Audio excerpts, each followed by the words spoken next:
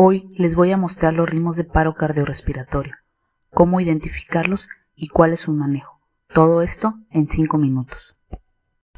Comenzamos por clasificarlos en dos, los ritmos desfibrilables y los no desfibrilables. Los ritmos desfibrilables se caracterizan por presentar tanto actividad eléctrica como actividad mecánica. Sin embargo, esta última es ineficiente para producir un gasto cardíaco adecuado. Los ritmos no desfibrilables presentan actividad eléctrica o no, y no se traduce en actividad mecánica, por lo que tampoco habrá gasto cardíaco. Ninguno de los ritmos de paro presenta pulso. El primero que veremos es la taquicardia ventricular sin pulso. La primera imagen corresponde a una taquicardia ventricular monomórfica, ya que sus complejos QRS son iguales, y la segunda es una polimórfica, donde sus complejos QRS son diferentes entre sí. Se presenta una actividad ventricular desorganizada. Presenta una frecuencia ventricular entre 120 a 250 latidos por minuto. Hay QRS anchos mayores de 120 milisegundos, PR ausente, onda P presente, sin embargo, por la velocidad no se observa, una onda T hiperaguda y evidentemente ausencia de pulso. La fibrilación ventricular presenta un patrón asincrónico caótico de despolarización y repolarización ventricular. Sin una despolarización ventricular organizada, los ventrículos no pueden contraerse como una unidad y no generan gasto cardíaco. No es posible determinar ondas P. No hay complejos QRS ni ondas T. Solo se observan ondulaciones con frecuencias de entre 150 a 500 latidos por minuto. Y tampoco hay pulso. En la actividad eléctrica sin pulso, existe actividad del sistema de conducción eléctrico. Sin embargo, la actividad mecánica es nula o mínima, que no logra una existencia de pulso.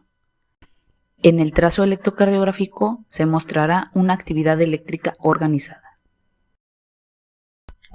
En la asistolia no existe ni actividad eléctrica ni actividad mecánica, por lo que no hay pulso, y el trazo electrocardiográfico se representa como una línea isoeléctrica.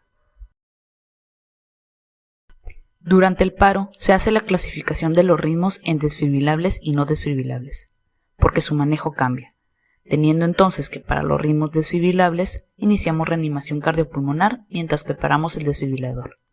Al tenerlo listo, interrumpimos el RCP y administramos descarga.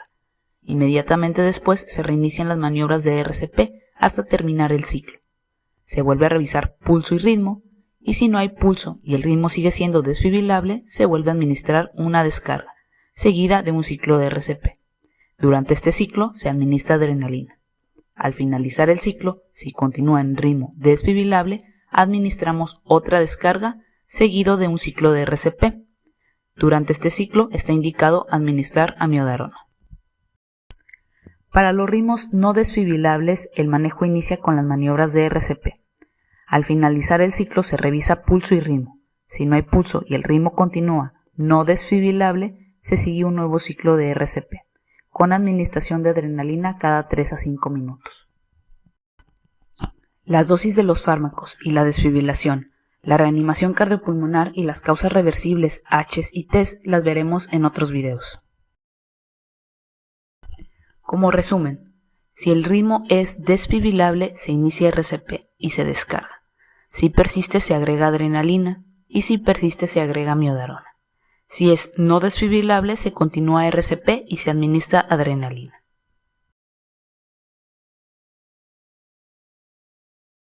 Eso es todo por hoy. Si te gustó el video, dale like, no olvides suscribirte y activa la campana de notificaciones.